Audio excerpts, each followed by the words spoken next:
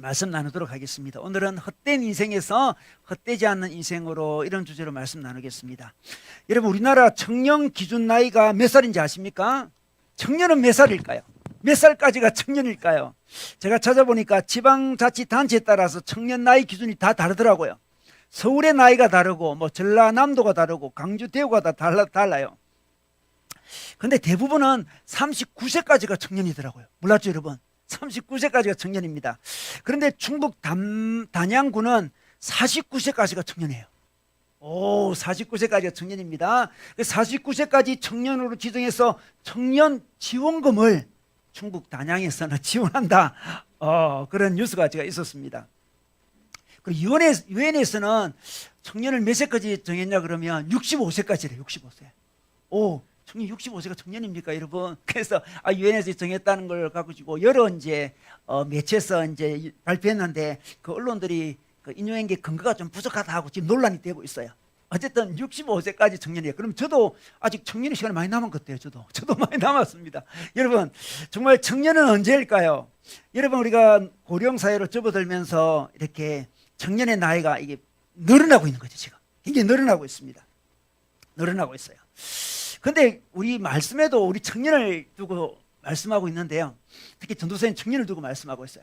이 청년을 두고 말씀하신 이유는 청년은 아직 미래가 남아있기 때문에, 시간이 남아있기 때문에 이들에게 의미 있는 인생, 헛되지 않은 인생 어떻게 살라고 할 때 청년을 대상으로 그 말씀하십니다. 여러분, 헛되지 않는 인생, 의미 있는 인생 어떻게 살아야 될까요?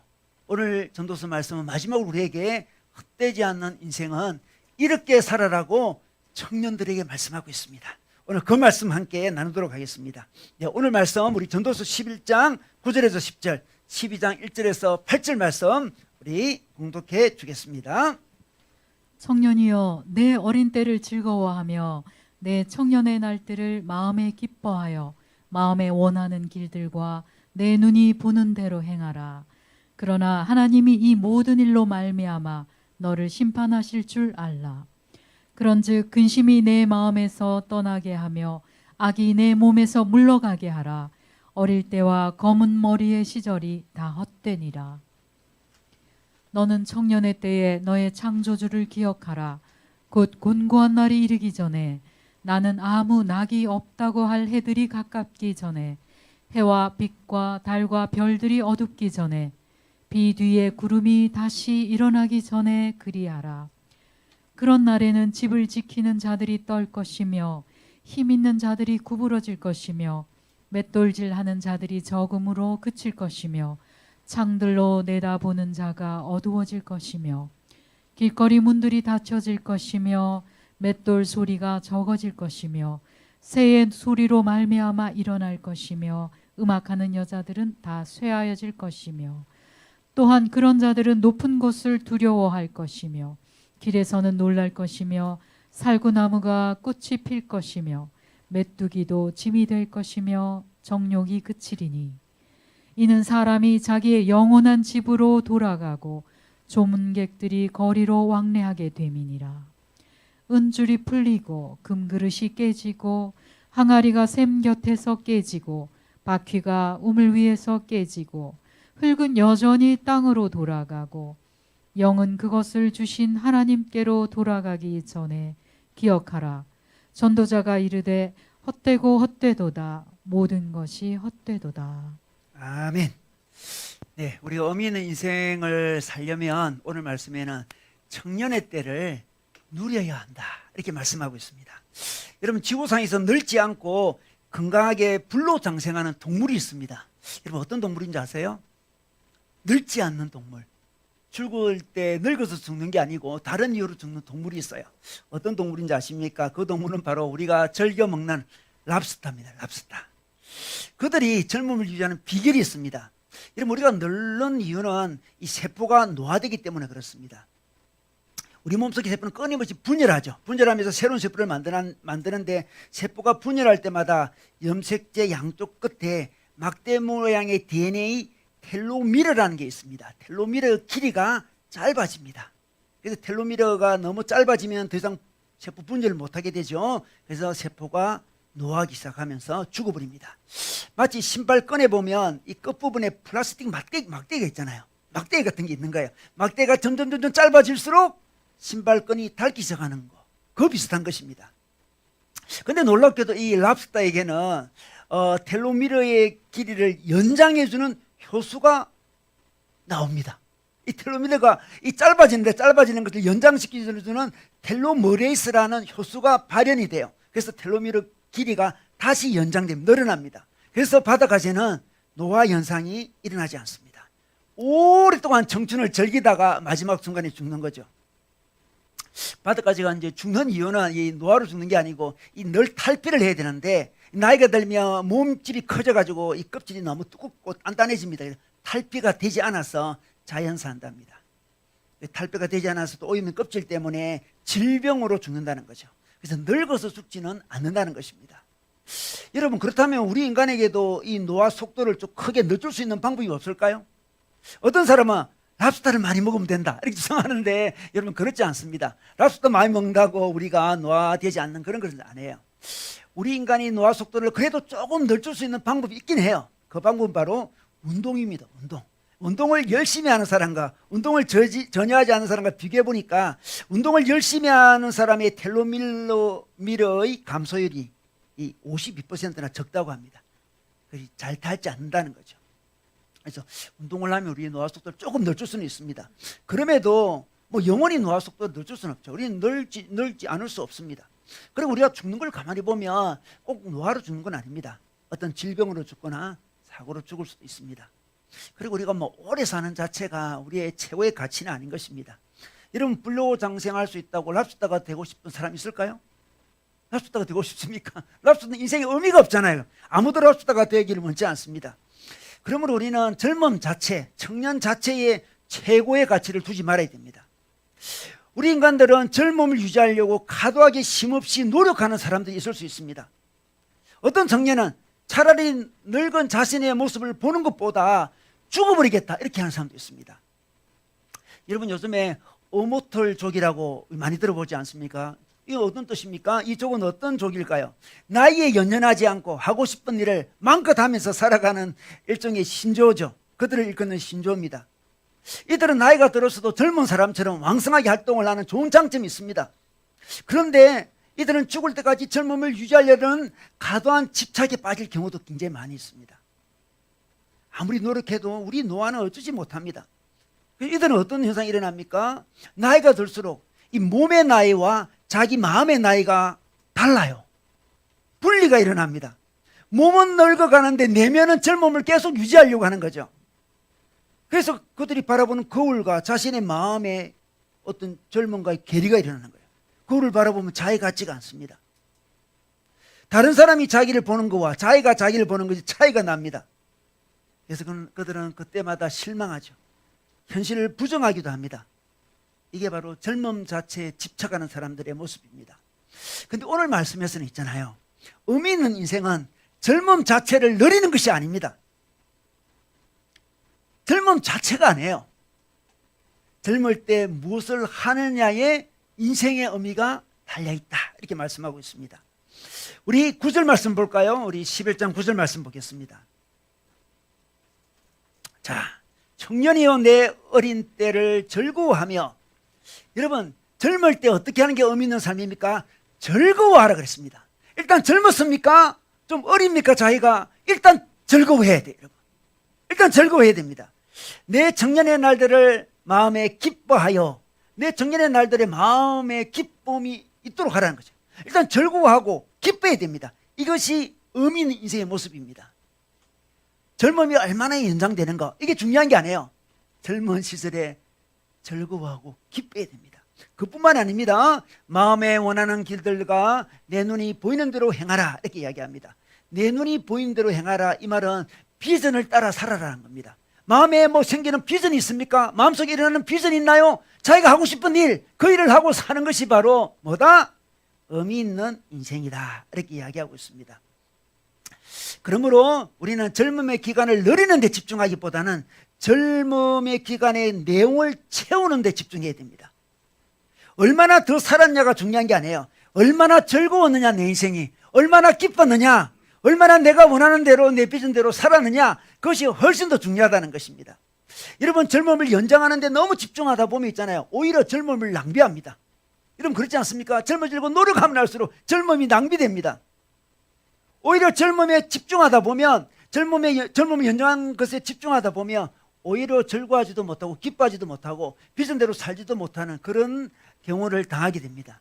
그러므로 우리는 젊음을 연장하는 데 집중하지 말고 젊음을 올바르게 활용하는 데 집중해야 되는 거죠. 우리 이거는 무슨 돈 버는 거, 재성도 마찬가지예요. 여러분, 마지막 순간에 자기가 얼마나 재성을 많이 모았느냐, 이게 중요하지 않습니다. 얼마나 그 재성을 의미 있게 사용했냐가 인생의 의미예요.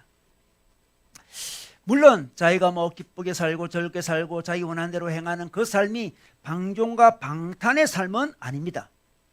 그래서 9절 끝에 보면 이런 말씀이 있습니다. 그러나 하나님이 이 모든 일로 말미암아 너를 심판하실 줄 알라 그럽니다. 늘 하나님의 심판을 생각하면서 즐거워하고 기뻐하고 비전을 따라 살라는 것입니다. 방종하는 것이 아니죠. 책임 있는 즐거움, 책임 있는 기쁨, 책임 있는 비전의 삶을 살라, 이렇게 말씀하시는 거죠. 10절에 보니까 이런 말씀이 있습니다. 그런즉 근심이 내 마음에서 떠나게 하며 악이 내 몸에서 물러가게 하라, 이런 말씀이 있습니다. 여러분, 하나님의 심판을 생각하지 않고 마음대로 즐거워하고 마음대로 기뻐하고 마음대로 자기가 하고 싶은 일 다 하면 어떤 일이 벌어지냐 그러면 마음에 근심이 생겨요. 하나님이 기뻐하라 했는데, 즐거워라 했는데, 그것이 하나님의 심판을 염두에 두고 하나님과 관계하면서 하나님과 함께 기뻐하고 즐거워야 되는데, 하나님 없이 기뻐하고 즐거워하다 보면 어떻게 됩니까? 마음에 근심이 오는 거예요. 자기 원하는 일을 하라고 했습니다. 비전을 지어서 원하는 일을 하라 했는데 그 비전이 하나님과 동떨어져 있으면 어떻게 된다? 몸에 악이 생기는 거예요. 악이 생깁니다. 그래서 늘 자신을 점검해 봐야 됩니다. 내가 너무 기뻐하고 즐거워하려고 하는데 이상하게 기뻐하고 즐거워하는데도 불구하고 마음에 불편함이 있고 근심이 있다면 그것은 주 안에서 즐거워하고 기뻐하는 게 아니에요. 점검하는 거죠. 자기는 비전을 향해서 열심히 나아가고 있는데 비전을 열심히 나아감에도 불구하고 왠지 하나님과의 거리가 좀 멀어지고 하나님 관계가 멀어지고 막 어떤 악한 일들이 주위에 일어나고 그런 걸 발견할 때에 내 비전이 혹시 야망이 아닌가? 야망이 아닌가? 하나님 준 비전이 야망이 아닌가? 돌아봐라는 겁니다. 여러분, 야망으로 살면 젊음을 낭비하는 거예요. 의미 있는 삶을 살지 못하는 게 야망이죠. 여러분, 그리고 우리가 이제 청년일 때 기뻐해야 되는데, 여러분, 청년일 때 어떤 성취한 것으로 기뻐해라, 그런 말이 없습니다. 젊을 때 뭘 했기 때문에 기뻐해라, 이런 말이 없고, 그냥 청년의 때를 기뻐하라고 이야기합니다. 어린 때를 기뻐하라 그럽니다. 여기서 뭘 이야기할까요? 그냥 청년 그 자체를 기뻐하는 거죠. 젊은 그 자체를 기뻐하는 거예요. 우리 일상에서 누리는 작은 일들을 그냥 기뻐하는 거예요. 그냥 젊었습니까? 젊으면 느낄 수 있잖아요. 잘 걸어 다닐 수도 있고, 그죠? 산에도 올라갈 수도 있고, 친구를 만날 수 있고, 우리에게 누릴 수 있는 일상이 굉장히 많습니다.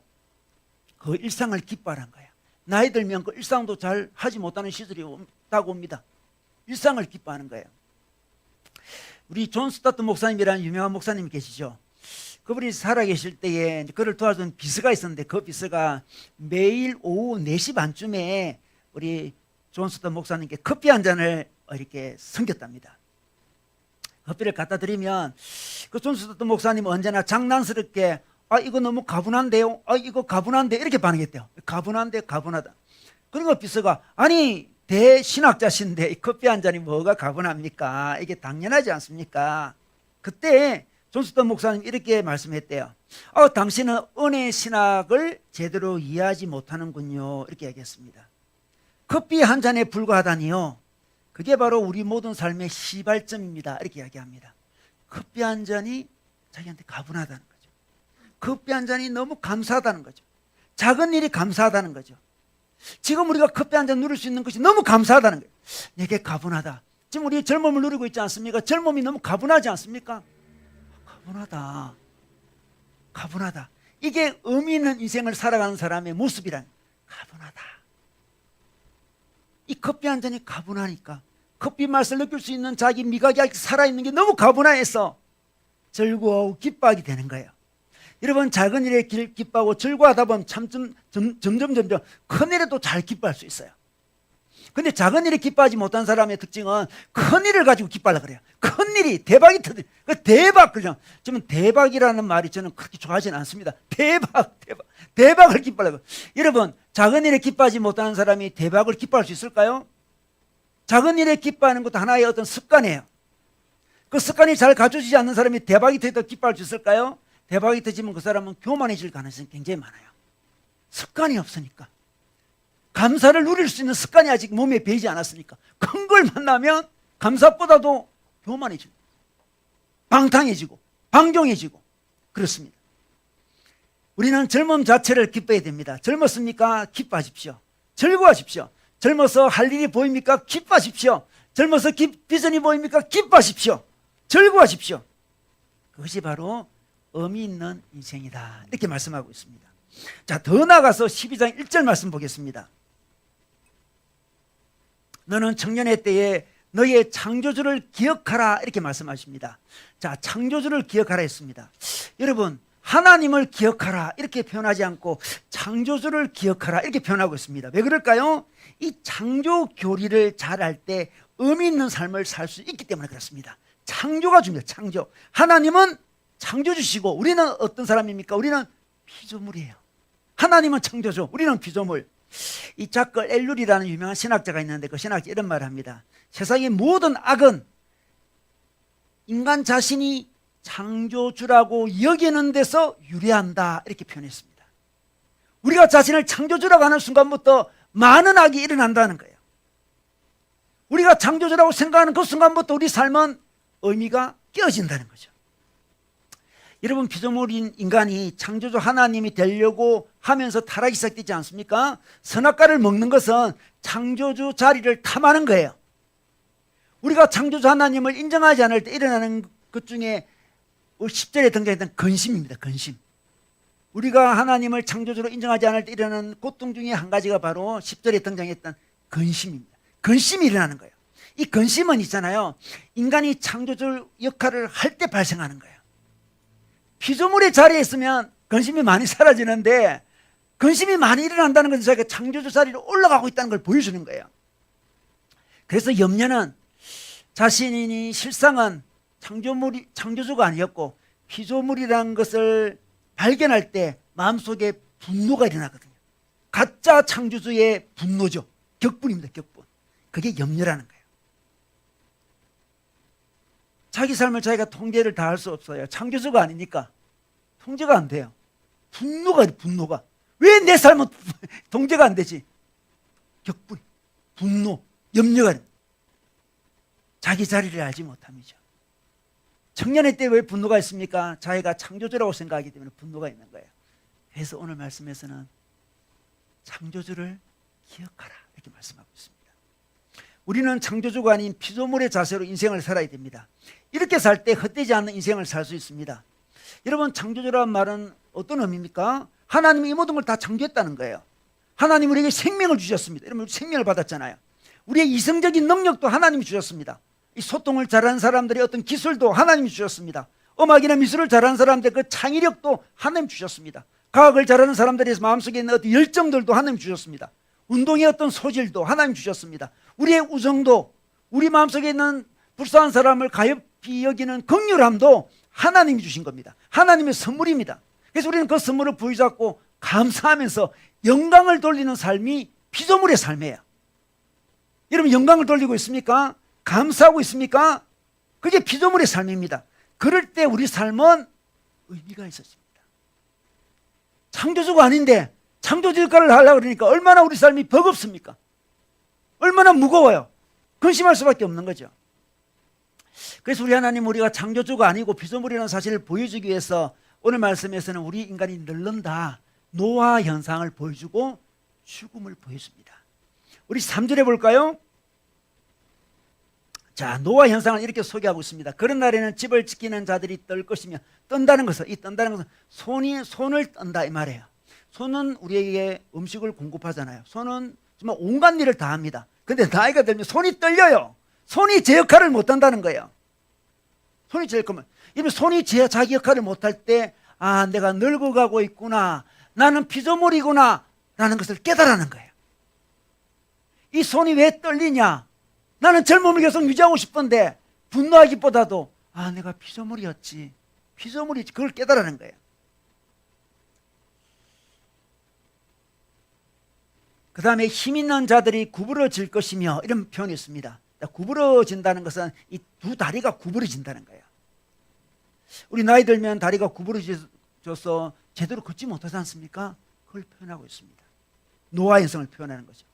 맷돌질하는 자들이 적음으로 그칠 것이며 이런 말입니다. 맷돌질하는 자들이 적음으로, 이 표현은 이 당시에 인간의 치아 있잖아요. 치아, 어금니 치아를 맷돌질이라 생각했습니다. 맷돌질이라 생각했어요. 이제 어떻습니까? 나이가 들면 치아가 빠지지 않습니까? 요즘처럼 임플란트 못하지 않습니까? 그 음식을 제대로 씹지 못하는 상황이 벌어져요. 그럴 때 뭘 느끼라? 나는 피조물이구나. 그걸 느끼라는 거죠.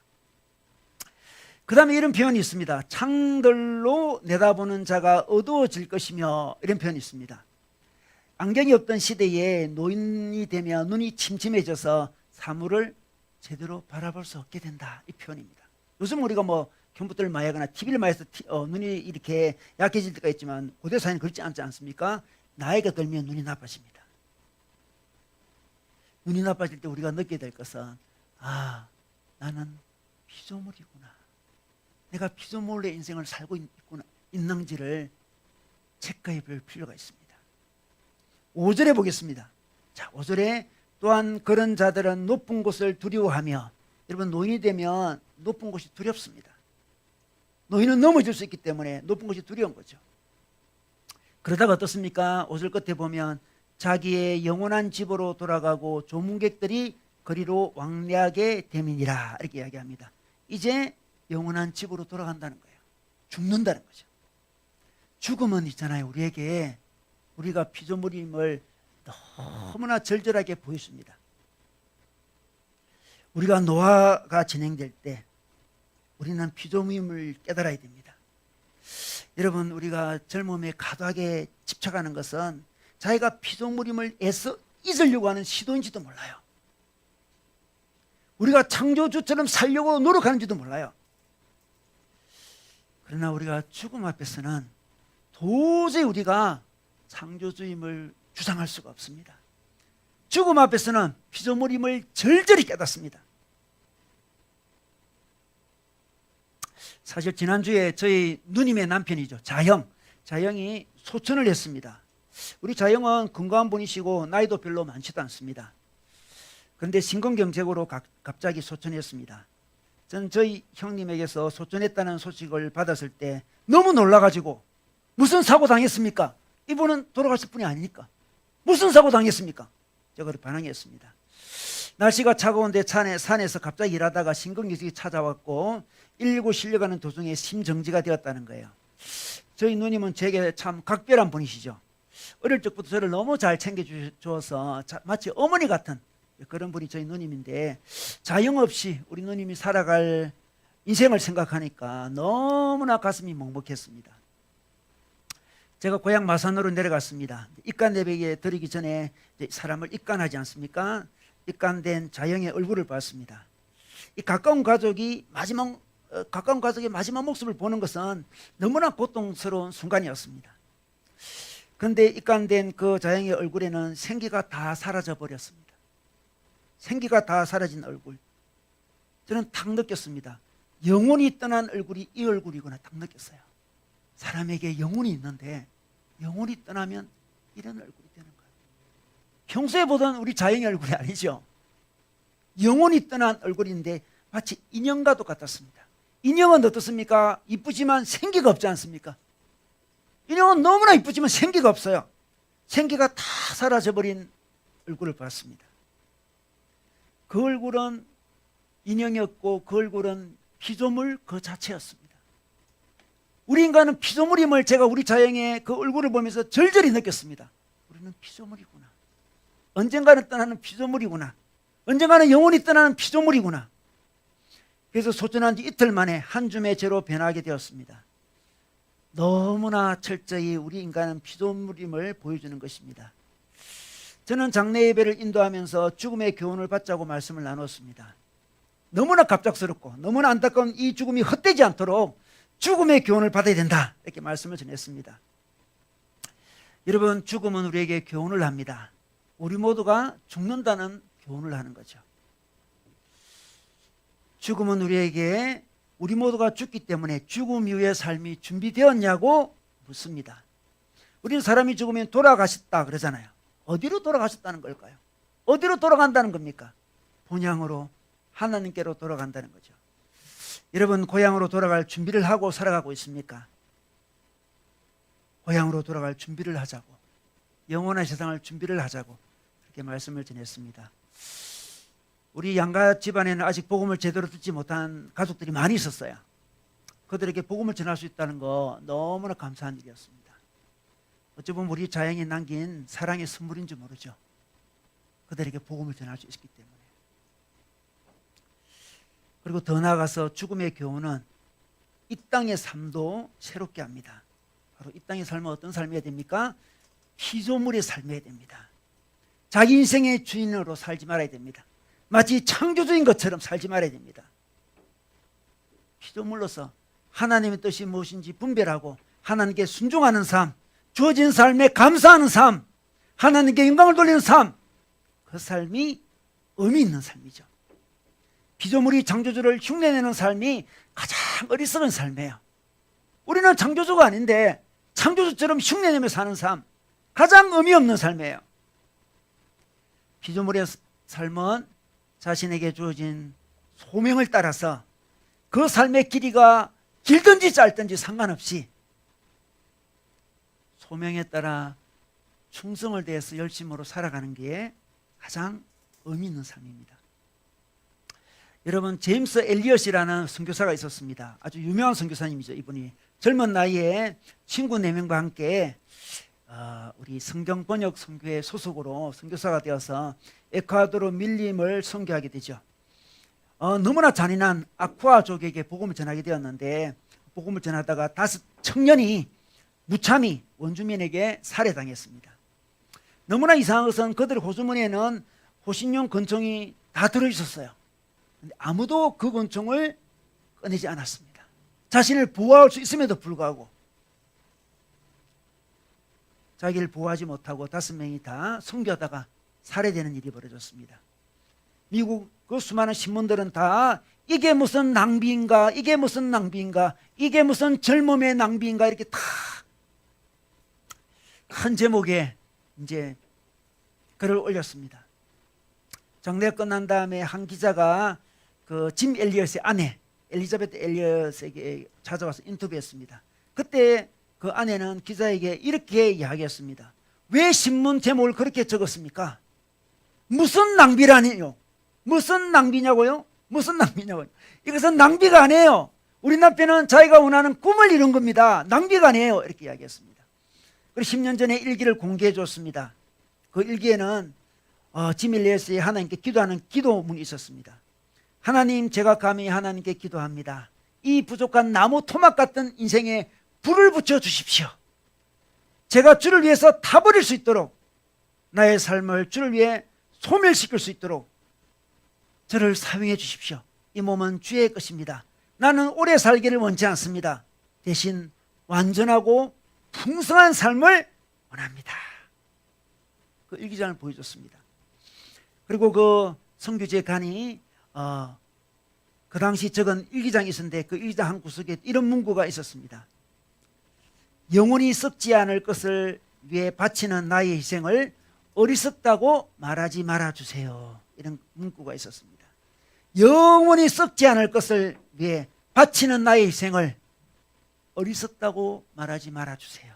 이렇게 적혀 있었다는 거죠.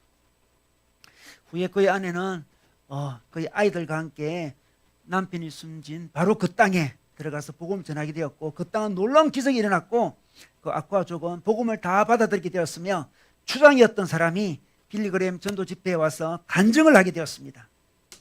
그의 간증이 이렇습니다. 우리는 그분들 때문에 복음을 들었고 하나님을 믿게 되었습니다. 그 젊은이들의 희생이 아니었다면 우리는 아직도 그렇게 미개하게 살았을 거예요. 그분들의 죽음을 인하여 우리는 빛을 보게 되었습니다. 그래서 우리도 오래 살기를 원치 않습니다. 주님처럼 살고 싶고 그들처럼 살고 싶습니다. 이렇게 고백했습니다. 여러분, 이렇게 사는 삶이, 길이에 상관없이 의미 있게 사는 삶이 청년에게 주는 정말 의미 있는 삶의 모습이라고 오늘 성경에서 말씀해 주고 있습니다. 자, 더 나아가서 우리 12장 1절에 보니 청년의 때에 너희 창조주를 기억하라고 했는데, 기억에 대해서 한번 생각해 보겠습니다. 기억. 여러분, 창조주를 인정하려면, 잘 인정하려면, 계속적으로 인정하려면 매 순간 기억을 잘해야 됩니다. 그래서 기억을 말씀하고 있습니다. 사실 성경은 하나님을 기억하라, 하나님을 기억하라, 이 말씀이 주를 이루어요. 다 기억하라는 말씀이에요. 기억하라. 약속을 기억하라, 약속을 기억하라, 기억하라는 거예요. 구약 신학도 기억이잖아요. 옛날 기억과 새로운 기억이에요. 새로운 약속을 기억하는 거예요. 우리 하나님께서 이스라엘 백성에게 이제 출애굽한 후에 그 가나안 땅에 들어가기 직전에 기억하라는 말을 집중적으로 많이 해주십니다. 기억하라, 기억하라 많이 주시는데, 바로 그 성경이 신명기 말씀이에요. 신명기는 기억하라는 말씀이에요. 출애굽한 후에 광야에서 새 땅에, 약속의 땅에, 가나안 땅에 들어가기 직전에 너희들이 새 땅에서 의미 있는 삶을 살려면 기억하라, 이 말씀을 하신 거죠. 그래서 기억하라는 명령을 20번이나 했고 잊지 말라는 명령을 14번이나 했습니다. 그래서 신명기 전체에서는 34번이나 기억을 강조하고 있습니다. 여러분, 이 기억은 단지 뭐 어떤 정보를 기억하라는 게 아니에요. 뭐 지명을 기억하라 이런 게 아니죠. 어떤 객관적인 역사를 기억하라 이런 거 아닙니다, 여러분. 우리 역사 시간에 배우는 뭐 태동태세 문단세를 기억해라 그런 정도가 아니에요. 기억하라는 뭘 기억하라는 겁니까? 출애굽을 시킨 하나님의 역사를, 하나님의 살아계심을 기억하라는 거예요. 하나님의 임재를 기억하라는 거예요. 여러분, 이스라엘 백성은 혈통으로 이루어진 혈령 공동체 정도가 아닙니다. 그 혈연 공동체입니까? 아니에요. 이스라엘은 하나님의 임재를, 하나님의 역사를 기억하는 기억 공동체입니다. 교회도 마찬가지예요. 우리 교회는 어떤 공동체입니까? 하나님의 임재, 하나님의 역사를 함께 기억하는 공동체죠. 그냥 신림동에 사는 그 동네 공동체가 아니에요. 같은 성을 가진 혈연 공동체도 아니에요. 그들의 정체성은 혈연이 아니었고 하나님의 역사를 기억하는 거였습니다. 약속의 땅을 밟게 되면 하나님 나라를 세워야 되지 않겠습니까? 꿈을 펼쳐야 되지 않겠습니까? 그 꿈을 펼치려면 하나님의 역사를 기억할 필요가 있습니다. 여러분, 청년들은 미래를 열 수 있는 힘이 있습니다. 시간이 있습니다. 미래를 어떻게 열 수 있습니까? 하나님 나라를 우리 삶에서 어떻게 열어가며 펼쳐갈 수 있습니까? 그것은 기억에 있습니다. 기억해야 돼, 기억. 여러분, 기억은 뿌리는 과거에 있지만 좋은 기억은 미래를 향합니다. 건강하지 못한 기억은 감옥이 됩니다. 건강하지 못한 기억을 가진 사람 있잖아요. 그럼 감옥에 갇혀 있는 것 같아요.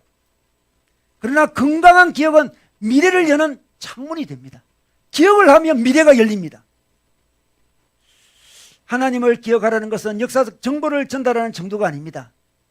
과거에 하나님께서 우리를 사랑하시고 은혜 베푸시고 인도하시고 했던 그 은혜를 기억하면 어떠시면 오늘이 열립니다.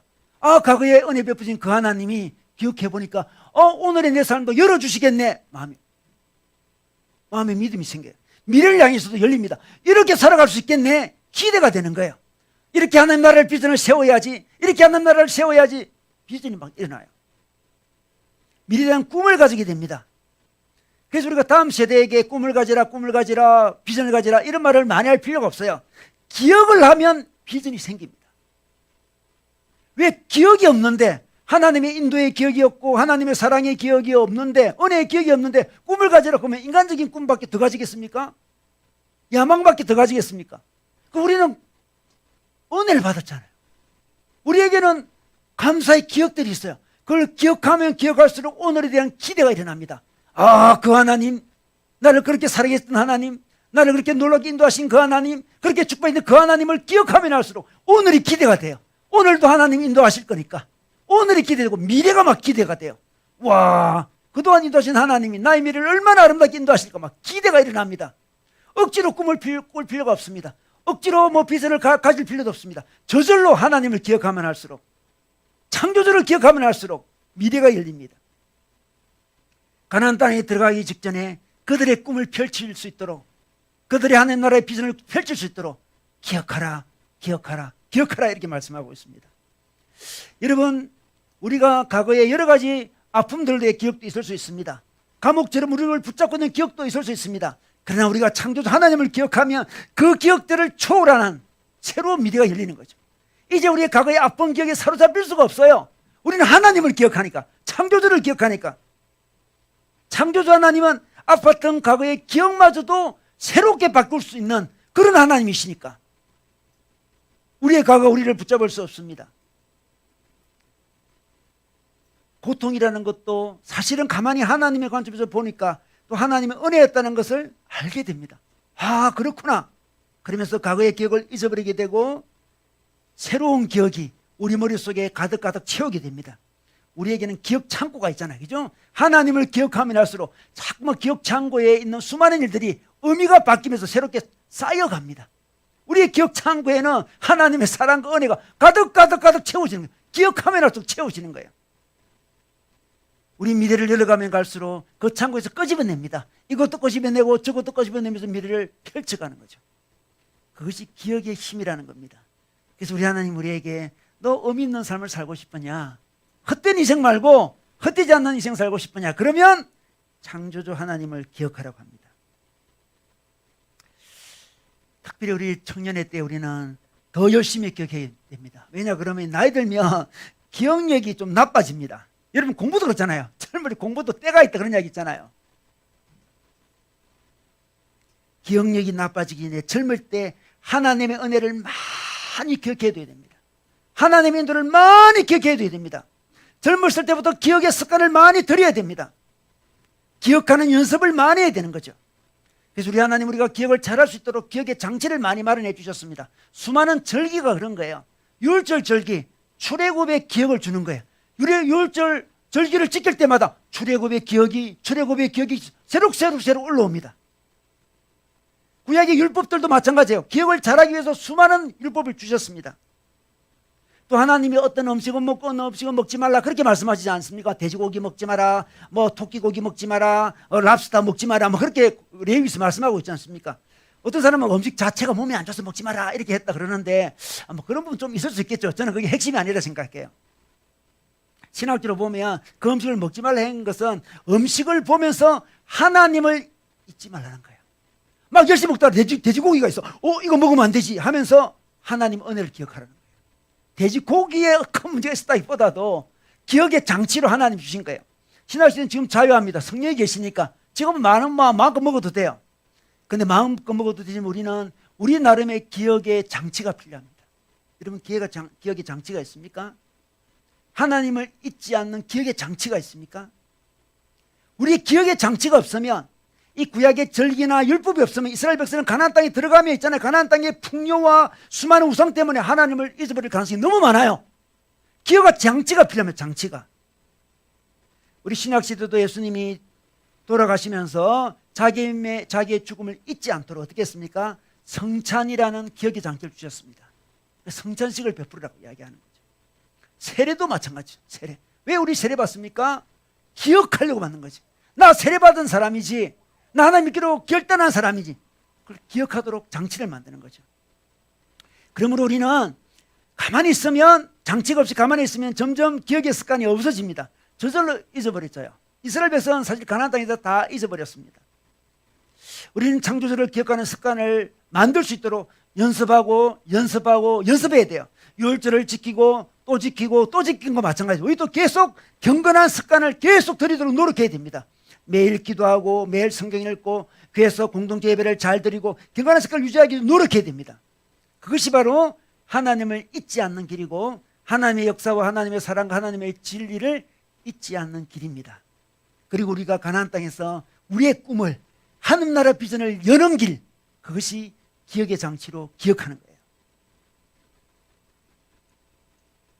여러분 우리가 예배 드리지 않습니까? 이 예배가 바로 기억이죠. 기억하기 위해서 예배 드리는 거예요. 예배 시간은 기억하는 시간이에요. 기억을 계속 쌓아야 됩니다. 습관이 되도록 해야 됩니다. 그래야 다음에 기억이 쉬워집니다. 예배도 계속 드리는 습관이 돼야 다음에 드릴 수 있어요. 예배를 소홀히 하게 되면 어떻습니까? 점점점 기억이 상실돼요. 습관이 사라집니다. 기억력이 상실된다니까요. 예배를 소홀히 하면 기억이 상실되면서 주님을 소홀히 하게 돼 있어요. 그렇지 않겠습니까? 주님을 기억하는 장치가 사라졌으니까. 지금 우리는 코로나로 말미암아서 정말 예배의 습관을 들이는데 큰 어려움을 겪고 있습니다. 기억의 습관을 마련하는 큰 어려움에 지금 처했습니다. 지금 정말 큰 위기죠. 위기. 한국 교회 위기고 뭐 전 세계적인 위기를 할 수 있습니다. 우리는 이럴 때 우리의 습관을 놓치지 말아야 됩니다. 기억해야 됩니다. 기억의 습관을 붙잡아야 됩니다. 기억의 장치를 붙잡아야 됩니다. 어떤 사람이 이렇게 이야기할 수 있습니다. 우리가 나이가 들어서 기억 못하면 어떠죠? 나이가 아주 많이 들면 또 기억이 안 될 수도 있잖아요. 그럴 때 우리 하나님이 우리를 먼저 기억하신 분이라는 것을 깨달을 필요가 있습니다. 90대 초반에 노인이 있었습니다. 그는 언젠가부터 뭔가 기억하기 너무 어려워졌습니다. 자기 딸한테 얘기했습니다. 나 무엇이 어딘지 잘 모르겠어. 좀 지나니까 어떻습니까? 내가 누군지도 기억이 안 나. 이렇게 이야기했습니다. 너무 슬픈 이야기죠. 그때 그 딸이 이야기했습니다. 아빠 괜찮아요. 아빠가 누군지 제가 잘 알고 있거든요. 이렇게 이야기했습니다. 제가 잘 알고 있어요. 아빠에게 필요한 모든 것은 제가 잘 알고 처리해 줄 수 있어요. 아빠가 기억력이 떨어졌다고 염려하지 마세요. 이렇게 이야기했습니다. 마찬가지입니다. 우리 하나님은 기억력이 너무나 뛰어나십니다. 우리가 나이가 들고 여러 가지 일로 기억이 좀 안 날 수도 있지 않습니까? 그때 하나님이 나를 기억하신다는 걸 꼭 기억하셔야 돼요. 꼭 붙잡아야 돼요. 내가 하나님을 잘 붙잡지도 못하고 그럴 때 있잖아. 그죠? 기억이 약해가지고 내 하나님 은혜를 잊어버리기도 하고, 그죠? 뭐 정신이 없어가지고 뭐 살아가고 뭐 그럴 때 있어요. 그때 우리 마음속에 절대 놓치지 말아야 될 것은 내가 하나님을 잊을 수는 있으나 하나님은 결코 나를 잊지 않는다는 걸 붙잡을 필요가 있습니다. 하나님은 우리를 잊지 않으십니다. 믿음이죠, 믿음. 하나님, 저도 하나님 잊고 싶지 않습니다. 기억의 장치로 하나님 날마다 붙잡고 싶습니다. 그 하나님 은혜를 늘 받아서 그 은혜의 힘으로 미래를 열고 싶습니다. 그러나 나이가 들고 여러 가지 이유로 내가 하나님을 잘 기억하지 못할 수도 있습니다. 그러나 하나님, 그때도 내가 좌절하지 않겠습니다. 실망하지 않고 절망하지 않겠습니다. 하나님은 저를 너무나 잘 기억하시기 때문에 우리 하나님은 우리가 아무리 정신이 없어도 우리가 정말 어떤 뭐 치매에 걸려도 우리 하나님은 결코 우리를 놓치지 아니하고 우리를 기억하실 겁니다. 그리고 마지막 날에 우리를 부활시킬 거예요. 그게 바로 하나님의 사랑이죠. 여러분, 의미 있는 인생은 어떤 인생입니까? 청년의 때 즐거워하는 인생입니다. 기뻐하는 인생입니다. 비전을 따라 사는 인생입니다. 그리고 창조주를 기억하는 인생입니다. 여러분, 하나님을, 창조주를 기억함으로 의미 있는 인생 사시기를 주님의 이름으로 축원합니다.